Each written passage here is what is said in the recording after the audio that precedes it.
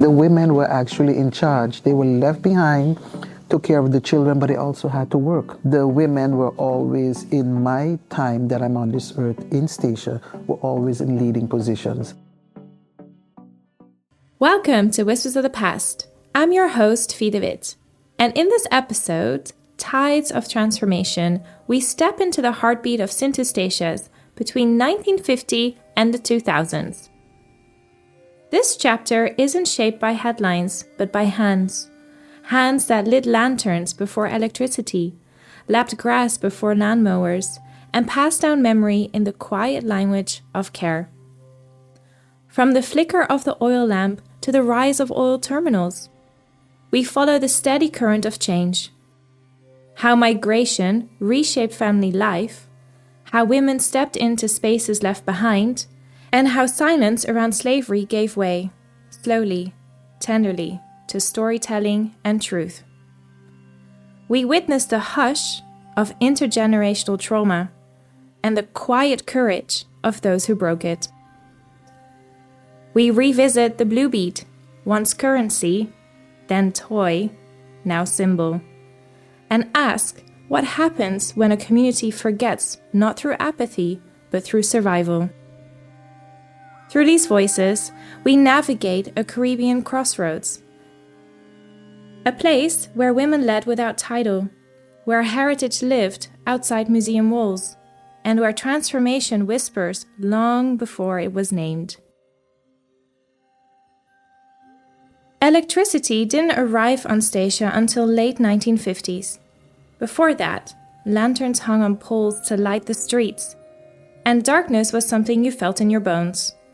For many, like Mrs. Rivers, a respected elder and lifelong nurse devoted to care and service, this wasn't just an inconvenience. It was a memory, etched not just in time, but in feeling. Growing up, we didn't have electricity. Not at that time.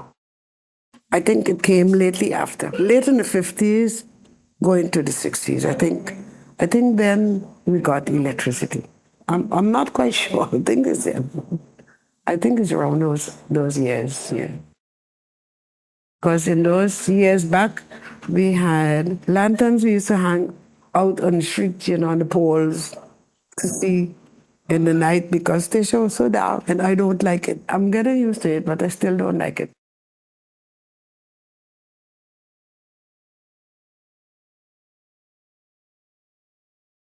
In the glow of lanterns, before electricity reached every home, station women kept the island moving, raising children by memory, guiding communities by touch, and lighting the way with more than fire. These were the women who built daily life out of scarcity, but behind that steady strength lived histories rarely spoken out loud. As we turn to Mrs. Bennett, also a respected elder who dedicated her life to nursing, she reflects, even in the 1950s and 1960s, the legacy of slavery remained largely unspoken. In families, silence wrapped around the past like a second skin. This is what some scholars now describe as intergenerational silence, when trauma is passed down not through story, but through the absence of it. What Mrs. Bennett eventually uncovered through songs, community practice, and her own curiosity wasn't just a personal discovery. It was part of what researchers call transgenerational trauma in the quiet inheritance of pain, strength, and survival mechanisms that's shaped by slavery and colonialism. And yet, the inheritance wasn't just only a wound. It was also resilience through care networks, the kind that forms when formal institutions fall short. And people, especially women, take it up on themselves to teach, protect, and remember. There's also a term for this: gender memory work. When women, often unconsciously, become the keepers of communal past through recipes, rituals, and the refusal to forget. So when Mrs. Bennett speaks of learning about slavery through a song circle in her 30s, she's not just recalling a moment, She's embodying the truth that many station women lived, that healing too can be inherent. Not all trauma screams. Some of it whispers from generation to generation. And sometimes the act of remembering is its own quiet form of resistance. Maybe they didn't talk about it, or maybe there wasn't in that time. Got to be, they never say whether the father or mother was a slave, you know. All I used to hear my stepmother saying about she had family from the Congo, something from Africa. But she never say how they was treated. And my father is a Bennett, he said he's from here. But I understood his father, Karen Bennett, I understood his father. His father was a German, from Germany. And my mother was from Sinkits. My father, he had family in Sabre, but I don't know. And the title he have the same title in Sinkit to Cranston. I never talked about. No, never. The time I come, a part of this history was I was singing in a group with Shana Mercera. She used to keep a singing group, and every July she will perform. We had to put on like African, whether a skirt or so. And from then I realized about this slavery business. I think I was in my 30s, somewhere around there. So I was working nursing. Sometimes they used to come on the radio, hear them speaking and how they did buy slave and did them very bad, you know. I heard my grandmother came here to work in the ground planting, but I never heard whether by a slave master or what. Never heard. Well, she was married to my grandfather, but she to make ends meet, whether maybe he did like it or not, she had to find work somewhere. When I don't know, when I know myself, I went to Aruba when I was 50. I went back to Aruba for school when I was 15. I heard she passed away when in her 30s or her 40s. I think she reached 40. She had she catch a bad cold. I think she used to burn coal bed. You know, coal in the ground. And she catch a cold. She had bronchitis and she passed away.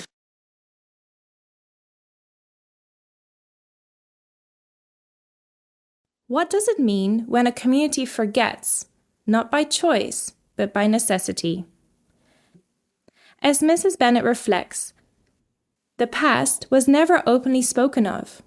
Slavery was not a story told in her household, but a shadow, unmentioned, yet ever present. A stepmother who mentioned Congo but gave no history. A grandmother remembering through fragments. It wasn't that the past was lost, it was sealed. This is what scholars now describe as intergenerational silence, a form of cultural amnesia born from pain too heavy to name. In the wake of forced migration, family separation, and dehumanization, many Caribbean families adopted silence as a form of protection. Post-enslavement syndrome, a framework used to understand the legacy, helps us see how trauma can be inherited, not only through blood, but through behavior, through gaps in memory, through stories left untold. Sometimes the silence was survival. Sometimes it became generational erasure, where remembering was too dangerous, and forgetting became a kind of care. But not all memory vanishes. On St. Eustatius, the past still breathes through gardens, through landmarks, through the efforts of those who will listen. A few have listened, and now we turn to Mr. Berkel, a respected elder and local historian who has spent decades preserving Statia folklore, family legacies, and untold truths. His father never spoke of slavery, but what he didn't say, Mr. Berkel has sought to understand. Now we turn to his voice.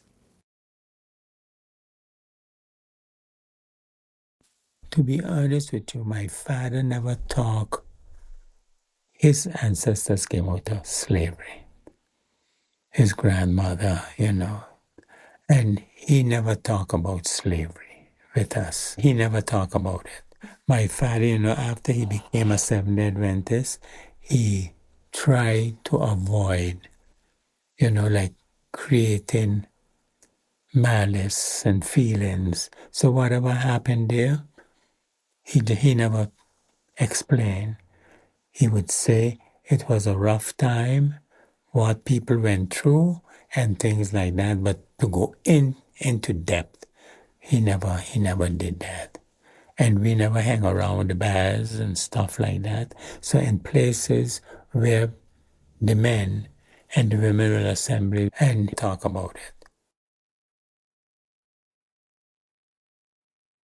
What's remembered and what's withheld tells us just as much as what was said. Mr. Berkel's father, like many elders across the Caribbean, avoided the raw details of slavery, not because they weren't known, but because they carried emotional weight, religious restraint, and generational pain. That silence became part of the legacy itself. Scholars call it adaptive forgetting, a way to move forward without reopening wounds too deep to heal in public. But while certain histories remained unspoken, others were passed down through ritual, role models, and rhythm. If slavery was a trauma never fully named, then girlhood was often where communities stepped in, with rules, guidance, and quiet codes of protection. In the absence of formal sex education and emotional language, young girls learn through examples, warnings, and whispered advices. It wasn't always clear, but it was consistent. And so we move from silence to guidance, from erased past to the small rituals of becoming a woman. Mrs. Bennett picks up the thread, not through history books, but through lived memory. In church basements and neighborhood circles, she recalls a different kind of education, one that came stitched in cloth, spoken in caution, and held in the hands of women who knew how to care, even when they couldn't explain why. In 1965, I had a cousin used to work in Fort Arana in the post office. Her name was Louise Wampatin. And she was living around there. They got a rotund circle there by the guest house. Living there on the right side, not far from the library. Well, they was in the Methodist church. She and the lady that took care of her, Miss Elrene Leslie, they had a scout. They call it they call it Girls Brigade. And so every week we will go there by the Methodist church. What they call it Elma was a wooden building. We sing about God and so, and they gave a little handicraft and little teaching about, they invite the doctor to teach the girls about the period and so. I don't know if it was so all the time, but the lady, this Miss Wampatin, had invited the education of the teacher, how it go, how it comes every month. Every so much time in a month will come. Well, my stepmother had, when I told I could get it when I was 13 years, and I didn't know she had everything prepared. We had the ready-made napkin. Otherwise, I think before time, the women used to use like old cloth, but diaper, and so the cloth diaper. Well, how I know? Because when I went to Aruba 1970, I saw my mother with these things on the line, and I said, oh, maybe using them for a period. And some girls wouldn't talk because at that time, everything used to be secretly. The parents maybe tell them, well, don't say so. But when I got it the first time my stepmother dressed me up with this thing. She had an elastic belt, and then she turned and she said, "Don't play with boys." Just like that. I get bigger now. I said she should have explained me, well, don't go in a bed with a boy or something. Nothing like that. All this, she said, don't play with boys. One time a guy, next door neighbor had a nephew there. And one morning, he was 3 years older than me. And one morning I was going down to school, and he came with a bicycle riding next to me. And he said, "Good morning." And I said, "Go from here." My stepmother told me I must not play with boys. Maybe the poor boy feels so embarrassed. My father and his wife, they were very strict. I couldn't get out of sight.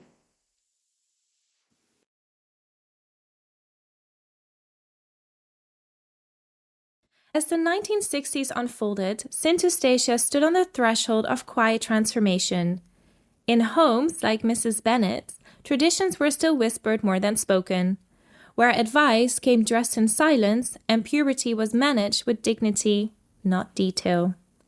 It was a time when girls learned about womanhood from what was folded in drawers, hung on clothesline, and passed down in glances, not words. Across the island, the wind of change were blowing gently but persistently. The late 60s and early 70s brought electricity to more neighborhoods, slowly glimmering the glow of lanterns of the community poles. Regional developments picked up pace as well, with other islands like Aruba and Curacao drawing away more men for oil and construction work, and women, as always, holding the center of daily life back home. These years also marked a period of environmental vulnerability across the Caribbean.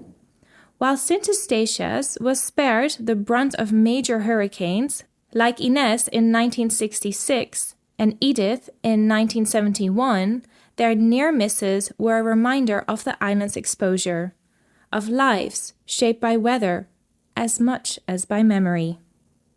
And amid this shifting landscape, new voices began to rise. Women who had come of age in quiet households began to lead in churches, clinics, and schools, planting the seeds for the generation to follow. It is in this setting that we meet the young Governor Francis. The year is 1965, and in the streets of Oranjestad, another story of girlhood is beginning to unfold. I was born and raised on St. Eustatius in 1965. Actually, I was born on 4th Oranje Street, that is bordering on the south side of Oranjestad. I always divide Oranjestad in the north part and the south. I learned late in life that I was born at home. And my sister told me that she awoke one morning and I was screaming, making a whole lot of noise. And at 7 years old, we relocated to Paramiraweg. So most of my recollection of growing up is in Paramiraweg. I remember being called a tomboy because I played with the boys. And the location that we know now as the Sunny Cranston Ballpark, that was my playground. There was a gentleman there by the name of Pepe, and he had a large field of yams, tanyas, and sweet potatoes. And as children, we would go into the ground and we would, of course, take some of his sweet potatoes and we would roast them on the fire. The main part I remember is playing in the streets with my friends on Paramiraweg. One of the main roads that we played on was the road that would adjoin my house and Duggan's supermarket. Of course, in those days, Duggan's supermarket was not there at the time, but there was a Duggan's store where the hardware is now. And we played on that road. We climbed trees, we picked fruits from the neighbors, welcomed and unwelcomed. But in the streets, the games that we played were mainly games that were called Jol. And also what we did on the streets, we played marbles and chestnuts. Most people talk about marbles. You would create a ring, and the marbles would be in the ring. There were small marbles, big marbles, but there were also cashew nuts. You know, the cashew trees grew a lot on the island back then. The cashew nuts were part of the game, and you would pitch. And the nut had a lower value, for instance, than the smaller marbles, and then you had the giant-sized marbles. So it usually was a boys' game, but there was Alida playing with the boys. Yes, it was a wonderful time growing up in Statia, yes.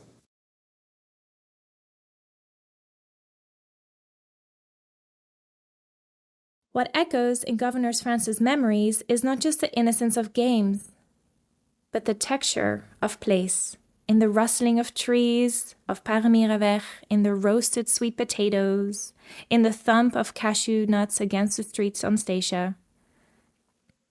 And yet, some of the most cherished objects of the island's past were never taught to her in school or passed down with meaning, like the blue bead. What was once used as currency, once worn as adornment, once bound to the legacy of trade, survival, and enslavement. By the time Governor Francis and her friends were drawing circles in the road, that history had grown quiet. Because by then, the blue bead was another marble. And in that silence, we begin to understand how memory can fade. Not from forgetfulness, but from the way stories are swallowed by time. Now, we turn again to Mr. Berkel, who remembers when the blue bead was simply a bead. I don't know much about these blue beads. In our day, the blue bead, we used to pitch marbles with the blue bead. No one explained nothing about the bead. The blue bead had no value in those days where I'm concerned. For you find them, and it's just a bead.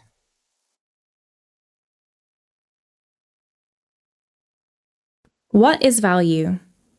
Sometimes it's placed in the things, beads, bones, coins, but more often it lives in the stories we wrap around them.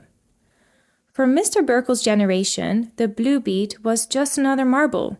Scattered, pitched, pocketed, not sacred, not symbolic, it was just glass. But time has a way of polishing the past, turning the ordinary into relic. What was once tossed in play became a symbol of survival, a trace of trade, a whisper of the enslaved. By the time Governor Francis was growing up, the bead's meaning was already fading. Its worth was unspoken in classrooms, its past was unmentioned in homes, and she remembers hearing about it, but not really holding the weight of it. And so we're reminded, heritage is fragile, its value not in the object, but in the care we give to it. And if we don't pass the story, we risk losing the meaning.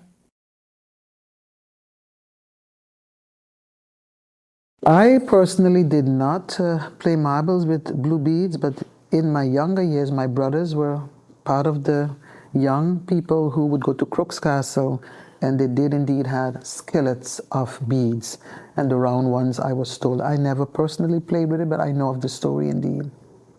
We did not know the value of the blue bead back then, unfortunately. In the quiet whisper held by the blue bead, there are things we forget to see. We forget that in the Caribbean, the most powerful inheritance were not written in wills, but passed through hands, through labor, through lineage, through women. Governor Francis reflects on this not as a theory, but as a memory. Her childhood shaped not by kings or captains, but by single mothers who held families together, while fathers were pulled away to different islands like Aruba and Curaçao, to the oil fields of Lago and Shell. This was not a coincidence. It was part of a larger pattern scholars now recognize as the gender legacy of colonial labor systems. Post-emancipation economies pulled men outwards and upwards, while women remained behind, anchoring homes, community, and care. What emerged was a familiar pattern across the Caribbean, women not only surviving, but leading. And in Statia there were shopkeepers, land workers, nurses, and night shift caretakers. They shared jobs so they all could eat. They raised children while lapping grass and stacking provisions. They organized on church steps and in parade grounds, and inside wooden holes that smelled of starch and stories. This too is a facet of post-enslavement syndrome, the structural afterlife of a system that fractured families and redistributed agency. Station women, like those across the region, responded not with passivity, but with presence. They filled in the absence left by migration and memory. And in doing so, they built something more than survival. They built continuality. Governor Francis' reflections reminds us, matriarchal strength is not a romantic ideal. It's the historical reality, one forged in hardship, adapted through necessity, and carried forward in everyday acts of leadership. From the beat to the breadline, from the market to the carnival stage, this is where Caribbean womanhood has always lived. I grew up in an area where there were a lot of mothers who were single mothers. My mother was a single mother because she was married at one time and then she got divorced and she raised her 6 children on her own. But when I look within my neighborhood, there was a similar story of women, all women who were not married but had children. And sometimes they had a partner, but in our history, we also know the situation that still exists today where there were men who had multiple families.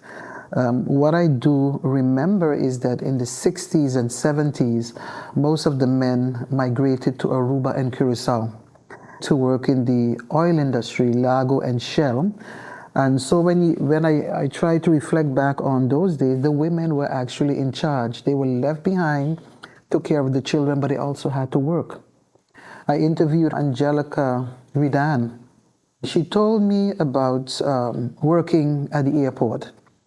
Back then, employment was so low on the island. And what the government did back then, instead of giving one person a full 8 hours, they would divide it up and everybody could eat. So you would work 4 hours and I would work 4 hours. And when it came to the airport, she told me the story of lapping grass. We now have land moors. Back then, they had to lap the grass with cutlass. And so those were the women herself, Hilda Lenz, she spoke about Valerie Timber. They were women actually doing manual work just to be able to support their families, along with what their spouses would send back from Aruba or Curacao to support the family. And also in those days, women played a prominent role in agriculture. I remember then we had the Dutch farmers that would come to St. Eustatius.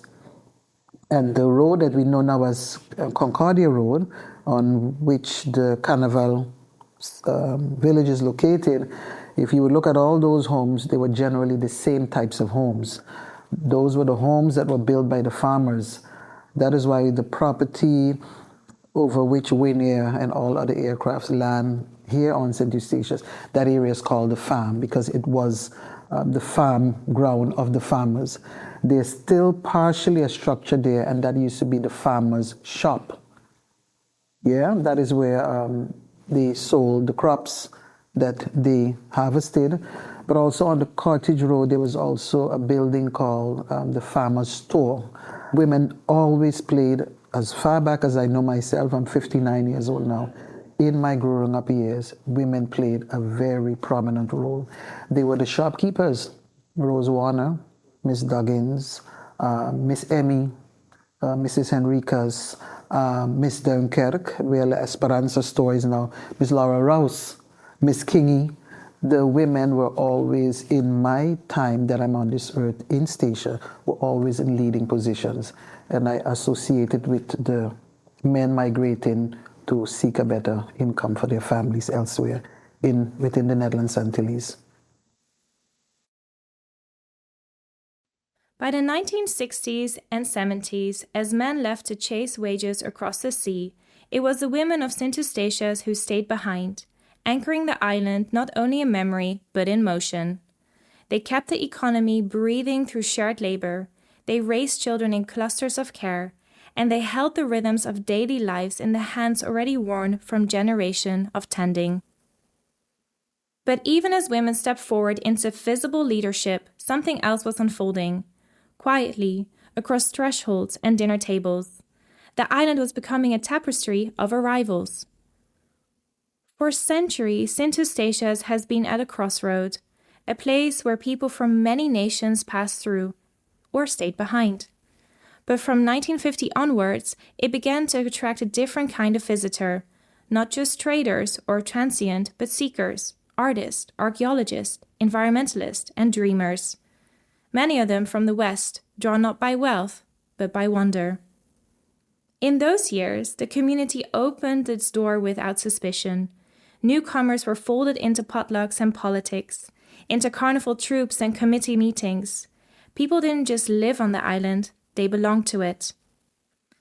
And it's from within this spirit of integration and kinship we now hear from Mrs. Soutekouw, a long-term resident and one of the founders of Statia Archaeological and Historical Center, whose arrival in 1978 marked not just a chapter in her life, but a new era for the island itself. When I arrived here in 1978, women were already involved in politics on the island. They were holding positions of authority back then. The major political person on the island was Vincent Astor Lopes, but other people were involved in it. We were, in 1978, Statia Terminals was being built.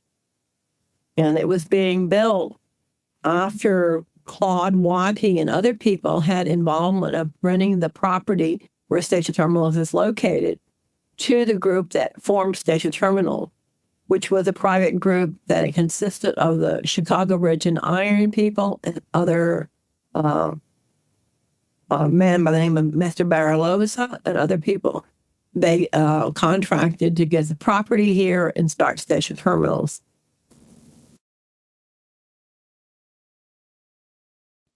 To understand the rise of Statia Terminals in the late 1970s is to witness history rhyming with itself. Nearly 2 centuries after St. Eustatius earned the nickname the Golden Rock as a bustling node of trade, its geography once again called ships to shore. Not with sugar or with the enslaved, but with oil, reviving the island's role as a strategic port. This industrial arrival didn't just transform its economy, it stirred something deeper, a quiet return of its people.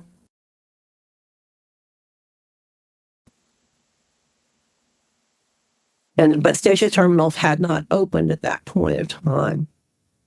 During that process, many stations who had lived off island for most of their lives came back home to be involved in that building.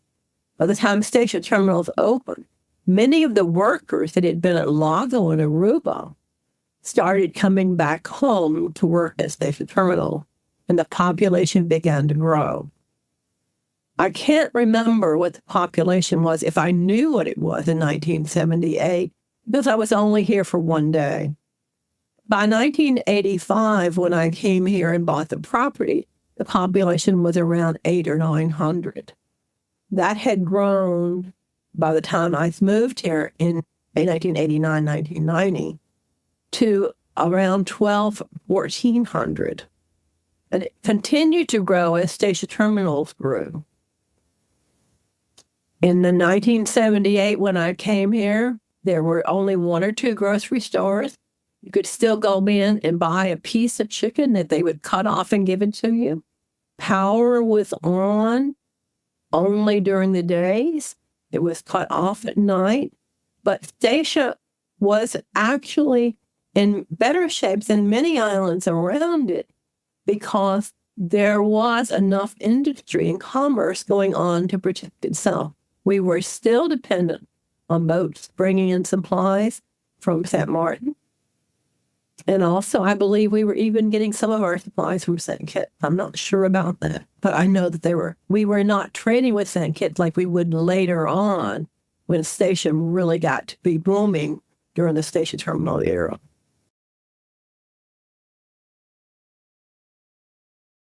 This period of transformation was more than economic. It carried the imprint of women who had long anchored station life, not just in kitchens or care work, but in council chambers and cultural revival.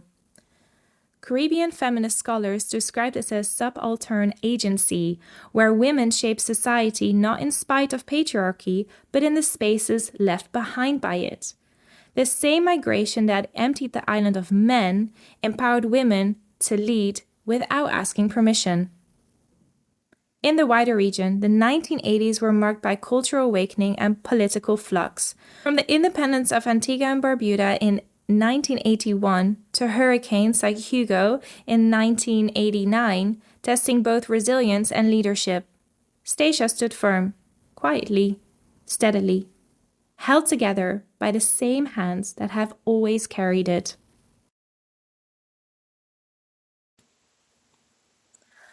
When I actually moved here in 1985, there were women in government. They were commissioners and they were island council members. And their voices were well received and well heard. There were also women on the station who did phenomenal, such as Inez Shaw, who took the government to task in Hillies for the fact that women were making different salaries than the men. And she brought this forward and she pushed that agenda.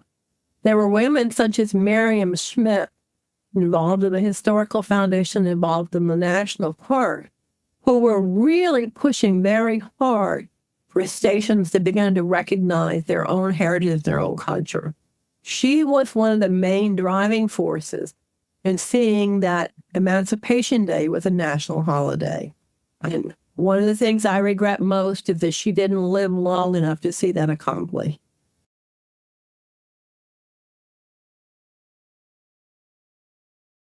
The women on Statia are not just footnotes in civic records.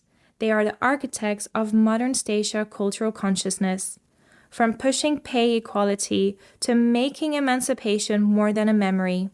These women embodied a vision of justice rooted in remembrance. Their activism was not reactive, it was reparative.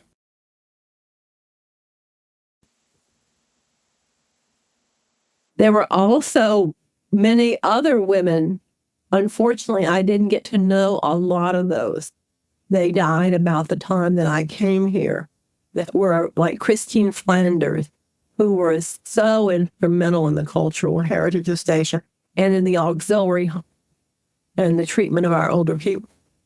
Statia's women were who I remember as being the leaders of the community in their activism. They were the activists for the community. Across the Caribbean, migration has never been just about movement. It's about meaning.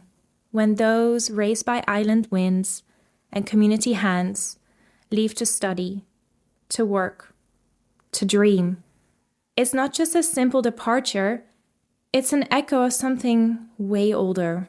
The fracture of colonial legacy, the search for opportunity where opportunity rarely roots.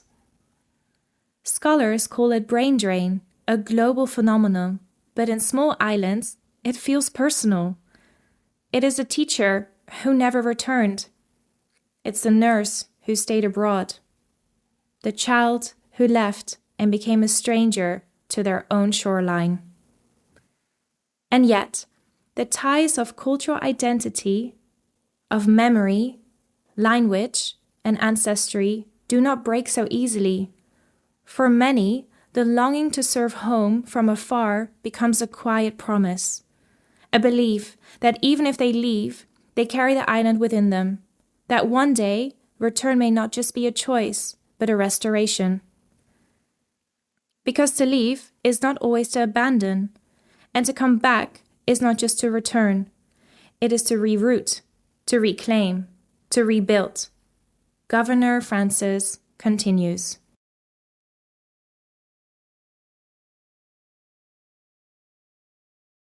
But also throughout my growing up, I left the island at 13 years old.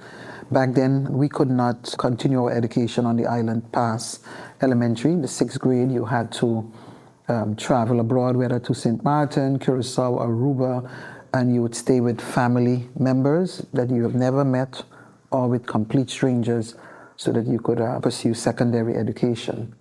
So returning to Statia each year during the summer, of course, as a young girl, teenager, you get involved in Carnival. So that's how my involvement in Carnival began with Student Night. Now it's known as Youth Night. Mega D would keep it, and now we see that Shahida Fleming is organizing it. But back then, it started with the students returning home. We would be the models, we would be the singers, we would do everything on stage, and it would be a fabulous night. But that is how my involvement started in life of volunteering on Statia, and it became natural. And it created the platform for me to get to know my island better, get to use my talents, my skills, and my knowledge. And when I completed my studies in the Netherlands, there was no opportunity on Statia back then. You can imagine my disappointments not being able to come home and work here and serve. I had a bachelor's in communications, was not able to work here. And so I had no choice but to live and work on St. Martin. I am also very grateful for that opportunity because it prepared me for everything that came afterwards. And coming back home in '92. So in short, no, never had the ambition to be island governor. But I do recall some years ago, I was approached by one of the former senators about the possibility of my name being nominated for island governor. That was in the period of the former Netherlands Antilles, so it was quite different than it is now. And different people on the island saying to me, you would make a very good candidate. But it was not an ambition of my own. Whether I would become the governor or not, my contributions to Statia would be the same as they are right now.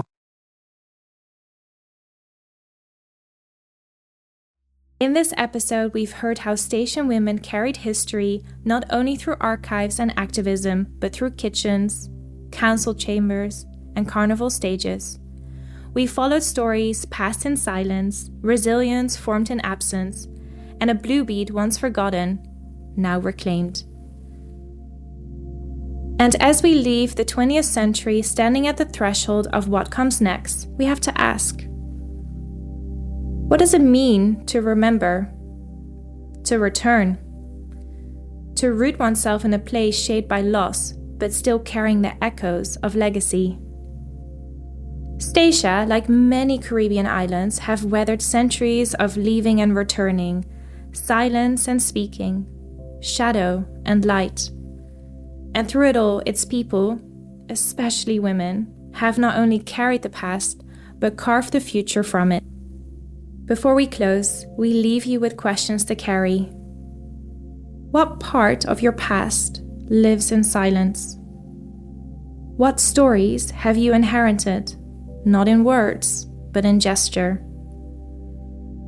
And what would it mean to return, not just to a place, but to the truth? In our next and final episode, we travel full circle into the 21st century from 2000 to 2025. We explore how Statia continues to evolve, reckon, and rise. And what does modern identity look like on an island with such deep roots? And how does the past still whisper into the present? Until then, keep listening.